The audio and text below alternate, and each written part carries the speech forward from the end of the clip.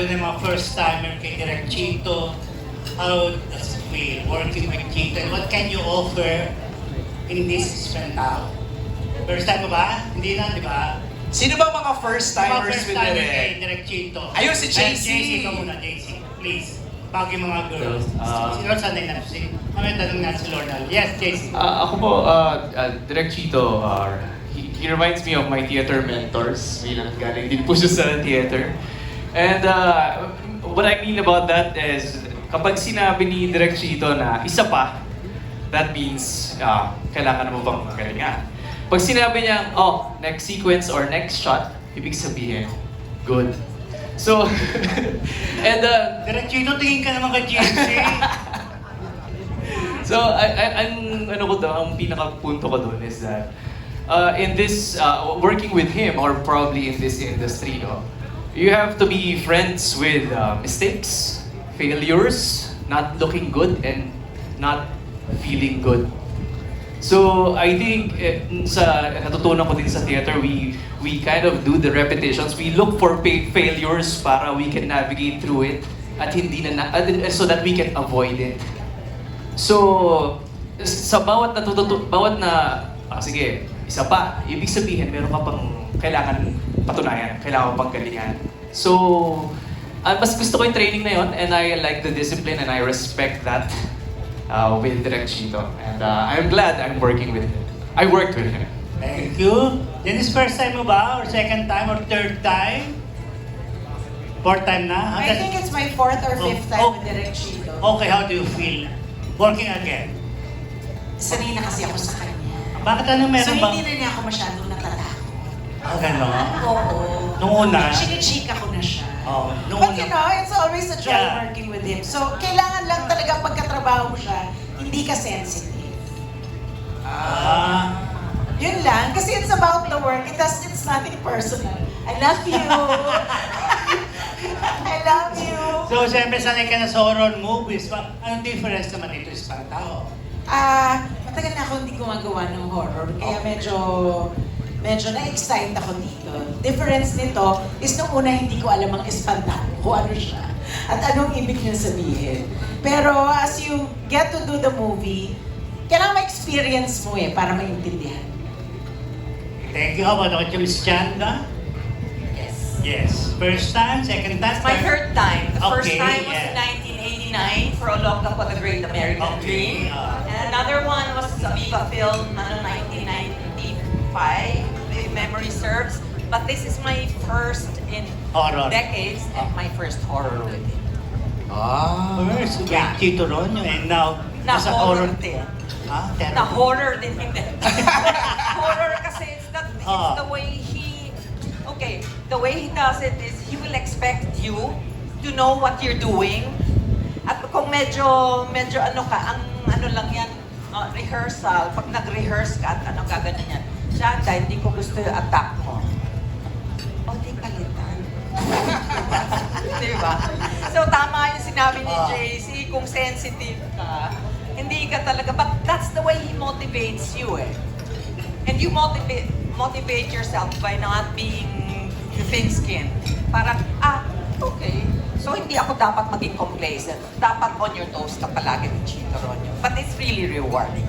Okay, mamaya na. Ito naman, si Juday na muna na-comeback after several years. Ilang years? Wala. Yes, so with Second movie with Direk Chito. Parang yung first movie ko with Direk Chito, drama. At saka dalaga pa ako nun, Day. Dalaga ka pa Yes! Dalaga pa ako nun. Ngayon may dalaga na ako. Yes. And ngayon na lang ako ulit, after a decade na lang ako ulit nakagawa ng horror film. It's always nice to work with Direk Chito kasi ano yun what you see is what you get. Pero pipigain ka niya. Pero yun nga, pag nakuha niya na yung gusto niya sa'yo, okay na tayo, move on na tayo. Pero pag hindi ka naman makakarinig, pero mararamdaman mo na kung saan yung parte na kailangan mong husayan, puliduhin and all. Happy lang ako na naririnig mo ba? Naririnig mo ba? Happy lang ako na the whole time that we were doing this, parang mangilan-ngilan lang yung mga eksena na Nakapinidirect yung Espantao.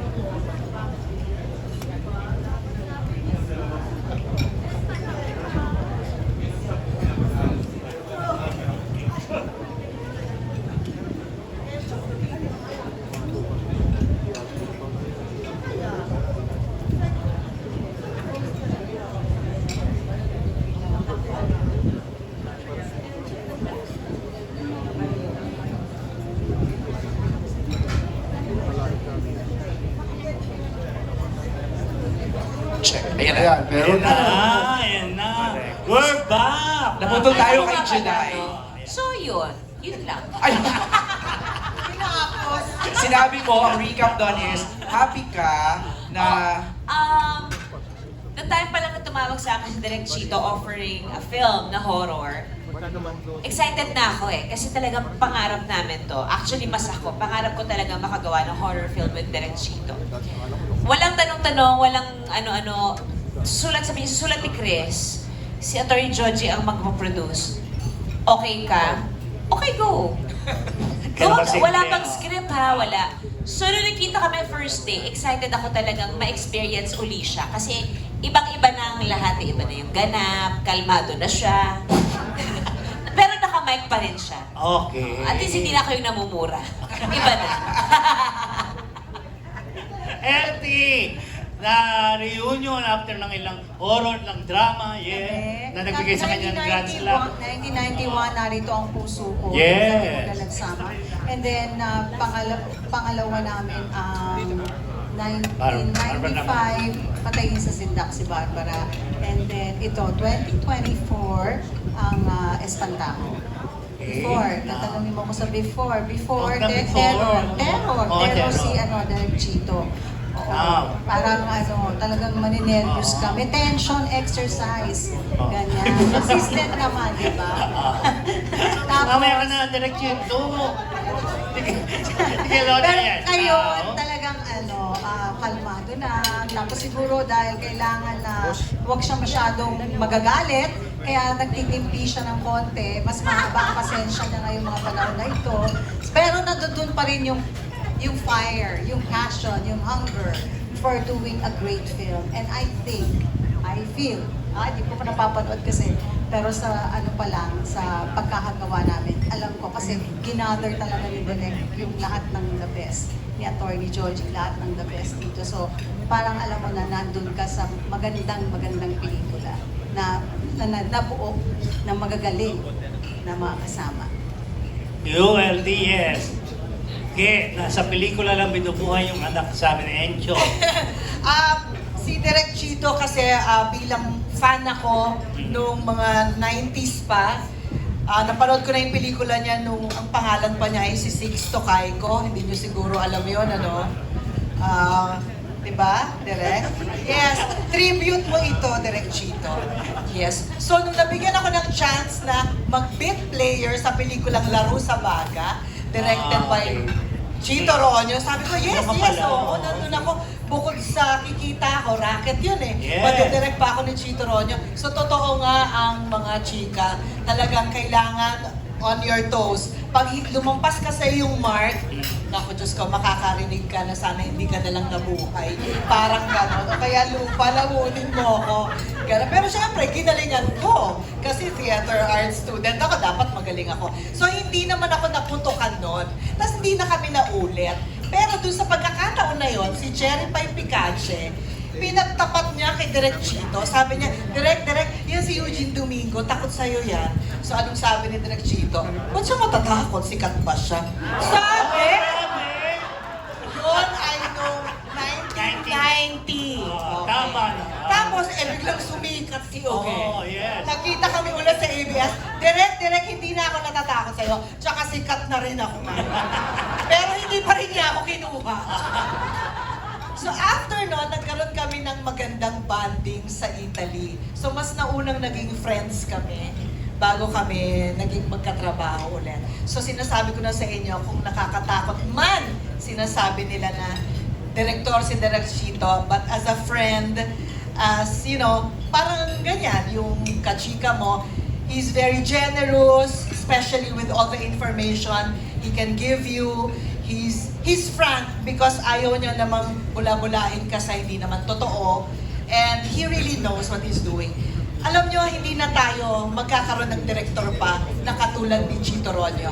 So, anytime na imbitahin ka ni Chito Ronyo, kahit na sabihin sa'yo na, o dito, dadaan ka, o pupulutin mo to, tapos hindi makikita, tanggapin mo. We don't make directors like Chito Ronyo anymore. Thank you. Pero, Huwag na iwain ng topic Hindi, ito na. Dahil mo na, Jun. Sandali mo, hindi pa tapos eh. Ugay, Balita ko yung kulay ng sombrero. Tanong mo, ano yung role mo pala? Ano yung ginawa mo rito sa Espantao? Bago yung Simon, sige. Sige, Ikaw. Attorney Joji invited me to join the project. Kahit na ang mismong entry ko talaga for MMFF ay yung pelikula ni Vice, which is And the Breadwinner Is. But attorney said, I want you to join this very special project with a very special role. At yun na nga. Oh, nakakatakot Malalaman natin ang dahilan ng lahat-lahat dahil sa character ni Georgia. Yun yung binigay niya sa akin. Sabi ko, attorney, yes. Yes, yes, yes, I will do that. I love to do that. And with, kasama dun sa aking section ay si Sir Tommy Abuel. So, bibigay ko na sa kanya ang mic. Gusto mo ba? Mamaya na, Mamaya. magtatandyan ka na. Relax ka lang dyan, okay? Opo, okay. So, bibigay Sikat ka na ba? At sikat na ba ako? Parang okay naman ako sa love life ko. Kasi yung bagay para tapusin mo na natin. Sito muna, tsaka role mo na rin mo. Bago yung mga leads. Well, ako naman ang experience ko kay Direk Chito, isa ako sa